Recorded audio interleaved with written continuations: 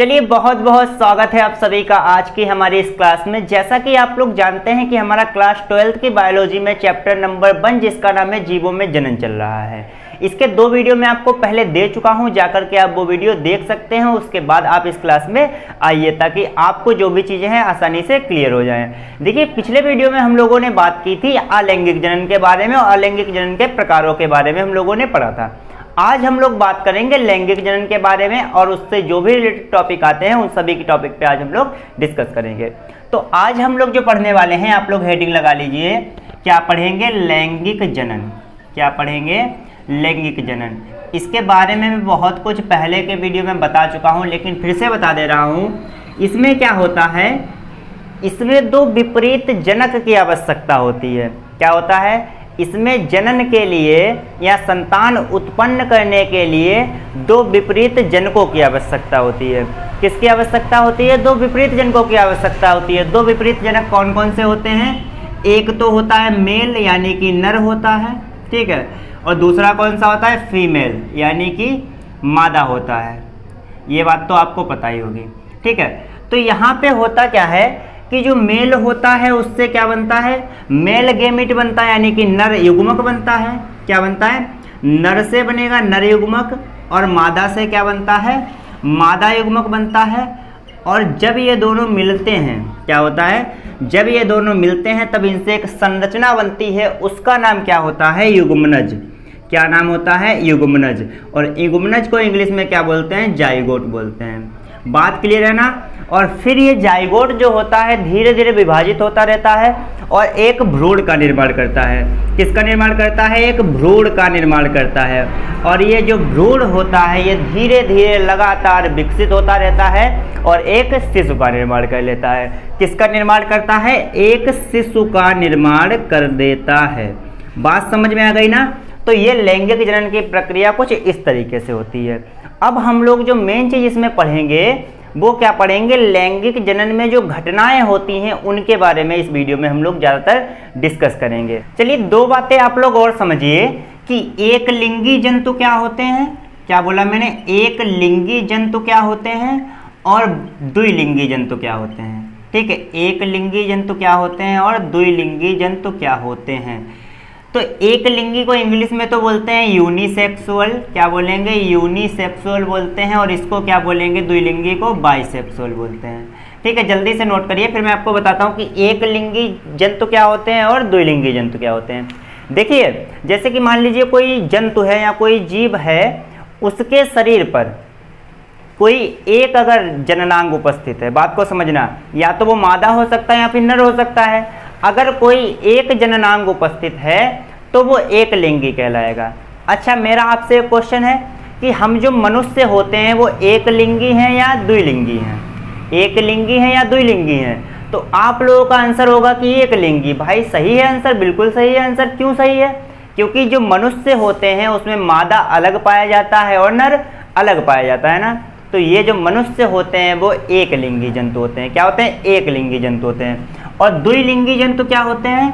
कोई ऐसा जीव जिसके शरीर पर दोनों जननांग पाए जा रहे हैं, मादा भी पाया जा रहा है और नर भी पाया जा रहा है। तो ऐसा अगर कोई जीव है तो उसको क्या बोलेंगे? द्विलिंगी जीव बोलेंगे या द्विलिंगी जंतु बोलेंगे। बात क्लियर हो गई ना? अच्छा इसका एक एग्जाम्पल लिख लीजिए। द्विलिंगी कौन सा होता है? एक तो केचुआ होता है, ठीक है। केचुआ जो होता है वो द्विलिंगी होता है। बहुत सारे ऐसे जीव होते हैं जो द्विलिंगी होते हैं, लेकिन एक लिंगी जो होता है इसका सबसे मुख्य और सबसे बढ़िया एग्जाम्पल तो यही है कि मनुष्य ही लिख लीजिए आप लोग, ठीक है। मनुष्य जो होता है वो एक लिंगी जीव होता है। बाकी तो बहुत सारे आप लोग एग्जाम्पल जानते होंगे। बहुत सारे जानवर ऐसे होते हैं जो एक लिंगी होते हैं, बहुत सारे जीव जंतु ऐसे हैं जो एक लिंगी होते हैं, ठीक है। तो आप लोग एक लिंगी के तो एग्जाम्पल बहुत सारे लिख सकते हैं और द्विलिंगी कौन सा हो गया? केचुआ हो गया।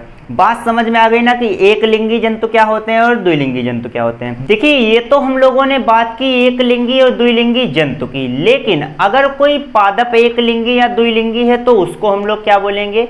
उसको क्या यही बोलेंगे या कुछ और नाम होता है? जी हाँ, उसका नाम कुछ और देते हैं। वो नाम क्या होता है आप लोग जान लीजिए कि अगर कोई पादप एक लिंगी है, ठीक है, अगर कोई पादप जैसे कि कोई पौधा है वो एक लिंगी है तो उसको हम लोग एक नाम देते हैं एकल लिंगाश्रय।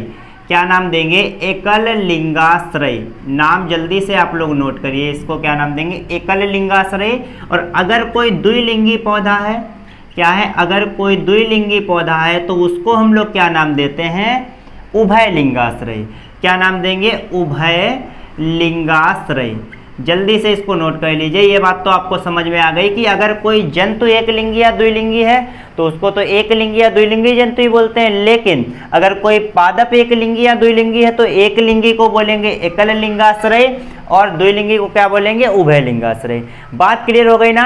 चलिए अब हम लोग बात करते हैं निषेचन जो होता है और निषेचन पूर्व घटना जो होती है और निषेचन पश्च घटना जो होती है। यानी कि अब हम लोग बात करेंगे लैंगिक जनन में होने वाली घटनाओं के बारे में। तो लैंगिक जनन में जो घटनाएं होती है वो निम्नलिखित 3 प्रकार की होती हैं। सबसे पहली जो होती है वो होती है निषेचन पूर्व घटना, ठीक है। कौन सी होती है? निषेचन पूर्व घटना। और उसके बाद जो दूसरी होती है वो होती है निषेचन, क्या होती है? निषेचन। और उसके बाद क्या आता है? निषेचन पश्च घटना, ठीक है। क्या आती है? निषेचन पश्च घटना। तो आप लोग फटाफट से हेडिंग डाल के लिख लीजिए कि लैंगिक जनन में होने वाली घटनाएं, हेडिंग डालिए। उसके बाद लिखिए कि लैंगिक जनन में निम्नलिखित 3 प्रकार की घटनाएं होती हैं। एक होती है निषेचन पूर्व घटना यानी कि निषेचन के पहले की घटना, और दूसरी कौन सी होती है? निषेचन होती है। और तीसरी कौन सी होती है? निषेचन पश्च घटना यानी कि निषेचन के बाद की घटना। चलिए अब इनको एक एक करके हम लोग डिटेल में डिस्कस करते हैं। चलिए आगे देखते हैं। चलिए सबसे पहले हम लोग देखते हैं निषेचन पूर्व घटना क्या होती है। मैंने अभी आप लोगों को बताया, यहाँ पे मैं साइड में एक स्ट्रक्चर बनाता हूँ। जैसे कि मैंने आपको बताया था कि एक होता है नर और दूसरा होता है मादा। जब इन दोनों का क्रॉस कराया जाता है तो जो इनका नर युग्मक होता है, ठीक है, इनका जो नर युग्मक होता है और इसका जो मादा युग्मक होता है, ठीक है, इसका नर युग्मक और इसका मादा युग्मक जो होता है, जब आपस में मिलते हैं तब युग्मनज का निर्माण हो जाता है। किसका निर्माण हो जाता है? युग्मनज का निर्माण हो जाता है। फिर उसके बाद ये धीरे धीरे विकसित होता है, भ्रूण का निर्माण होता है। भ्रूण के निर्माण के बाद क्या होता है? ये धीरे धीरे विकसित होकर एक शिशु का निर्माण करता है। ये तो आप लोग जानते हैं। तो यहाँ पर आप लोगों ने क्या देखा? निषेचन पूर्व घटना के बारे में हम लोग पढ़ने चले हैं। तो यहाँ पर जो ये प्रक्रिया हुई है, बात को समझना, यहाँ पर जो युग्मनज बनने की प्रक्रिया हुई है, बात को समझना, युग्मनज बनने की जो प्रक्रिया हुई है उस प्रक्रिया को हम लोग क्या बोलते हैं? निषेचन बोलते हैं। अब हम लोग पढ़ क्या रहे हैं? निषेचन पूर्व घटना, यानी कि इससे पहले क्या क्या हुआ था, जरा यहाँ पर ध्यान दीजिए। इससे पहले आप लोगों ने क्या देखा कि ये दोनों मिले थे, फिर उससे पहले भी कुछ हुआ। भाई कोई भी चीज है उसको बनाना भी तो पड़ता है, मिलेंगे तो बाद में, पहले उस चीज को भी तो बनना पड़ेगा। तो यहाँ पर निषेचन पूर्व घटना में क्या क्या चीजें आती है? युग्मक जनन आता है और युग्मकों का स्थानांतरण आता है। बात को समझना, आप यहाँ पर नोट कीजिए पहला पॉइंट, जो निषेचन पूर्व घटना होती है उसमें सबसे पहला पॉइंट कौन सा होता है? युग्मक जनन, ठीक है, युग्मक जनन। युग्मक जनन हो गया। अब युग्मक कितने प्रकार के होते हैं ये भी जान लीजिए। युग्मक कौन से होते हैं? एक होता है नर युग्मक, ठीक है, एक होता है नर युग्मक और एक कौन सा होता है? मादा युग्मक होता है। बात समझ में आ रही ना? एक होता है नर युग्मक और एक कौन सा होता है? मादा युग्मक होता है। तो यहाँ पर सबसे पहले हम लोग क्या देख रहे हैं? युग्मक जनन। तो यहाँ पर आप लोगों को एक चीज नोट करनी है कि युग्मक जनन क्या होता है?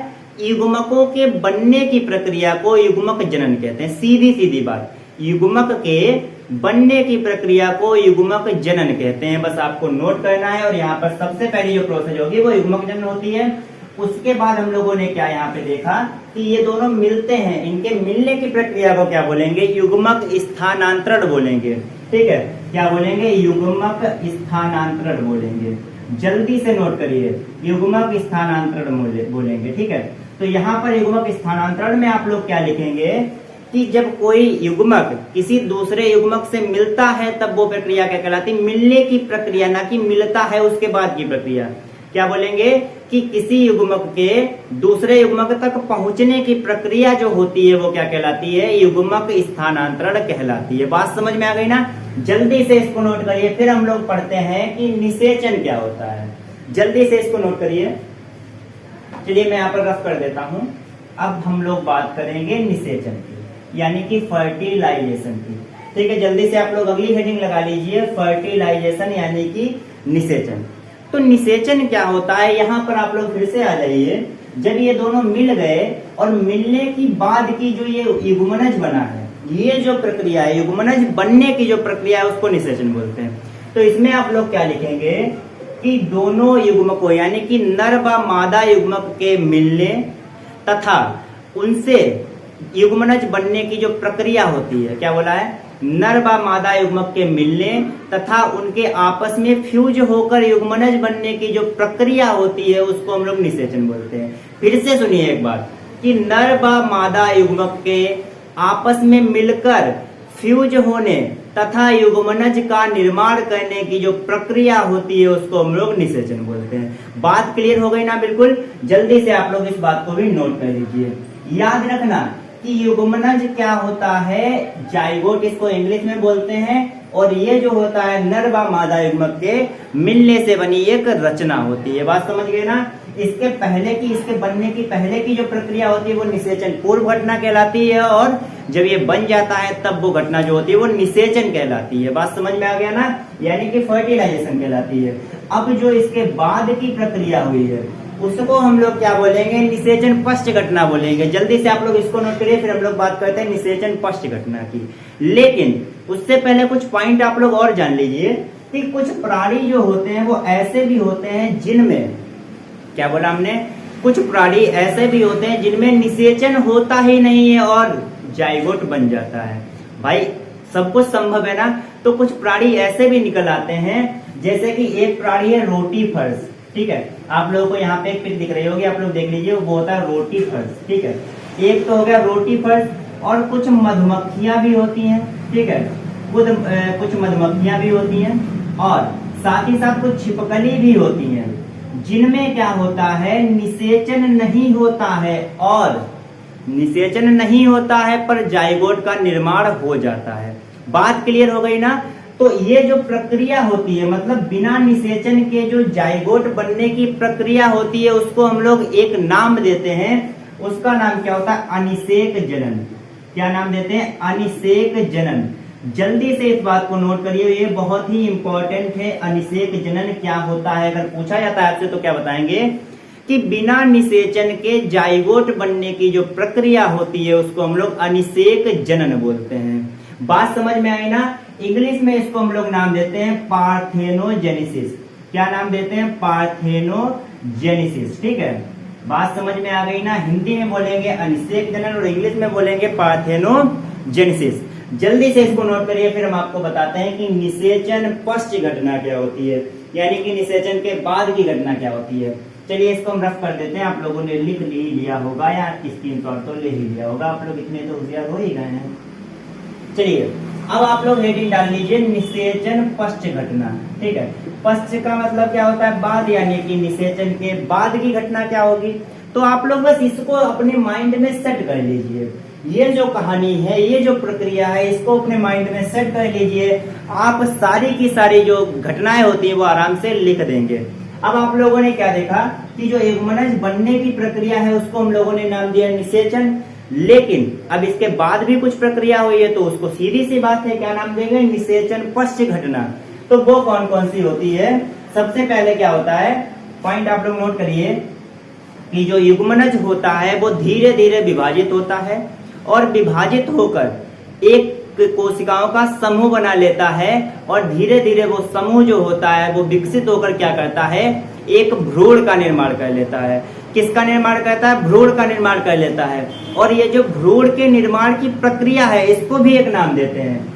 इसको नाम हम लोग देते हैं भ्रूणोद्भिद। क्या नाम देंगे?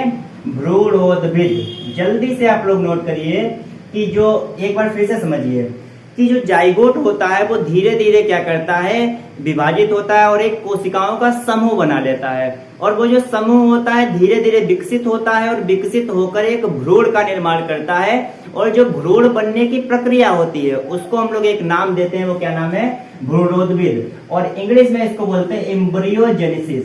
क्या नाम देते हैं? एम्ब्रियोजेनेसिस। जल्दी से आप लोग नोट करिए, इसको नाम देते हैं एम्ब्रियोजेनेसिस। ठीक है, बात समझ में आ गई ना। ये क्वेश्चन भी इंपॉर्टेंट है कि भ्रूणोद्भिद क्या होता है। बात समझ में आ गया ना, जल्दी से इसको नोट करिए। फिर जो अगला पॉइंट आपको नोट करना है कि जो भ्रूण बनता है, ठीक है, जो भ्रूण बनता है वो धीरे धीरे विकसित होता है, विभाजित होता रहता है और क्या करता है, एक शिशु का निर्माण कर देता है। बात समझ में आ गई ना। तो आप लोगों ने समझ लिया कि जो नर युग्मक है और मादा युग्मक है, यहाँ से लेकर के शिशु बनने की तक की जो प्रक्रिया है वो सब किस में आती है, निषेचन पूर्व घटना में आती है और निषेचन में आती है और निषेचन पश्च घटना में आती है। तो आई होप कि आपको ये सारी की सारी चीजें जो कुछ भी मैंने आपको आज बताया वो बिल्कुल समझ में आ गया होगा। अगर नहीं समझ में आया तो कमेंट बॉक्स में बस कमेंट कर दीजिएगा और आपको आपका हल मिल जाएगा। चलिए, इस तरीके से आज का ये जो हमारा टॉपिक है वो भी कंप्लीट होता है। साथ ही साथ ये आज हमारा चैप्टर पूरा का पूरा कंप्लीट हो गया, यानी कि पूरा का पूरा चैप्टर हम लोगों ने पढ़ लिया है। बहुत ही छोटा सा चैप्टर था और मजेदार चैप्टर भी था। आई होप कि आप लोगों ने मजे ले लेकर के पढ़ा होगा। साथ ही साथ आज के नीचे डिस्क्रिप्शन बॉक्स में आपको इस चैप्टर का पूरा PDF मिल जाएगा, जाकर के वहां से जरूर देख लें और सारे अपने नोट्स तैयार कर लें। तो अगले क्लास में हम लोग स्टार्ट करेंगे इसका अगला चैप्टर, यानी कि चैप्टर नंबर 2 पुष्पीय पादपों में लैंगिक प्रजनन। आप सभी लोग देखने के लिए जरूर आइएगा और अच्छी तरीके से पढ़ाई करिएगा। तो चलिए, आज के लिए बस इतना ही। जय हिंद।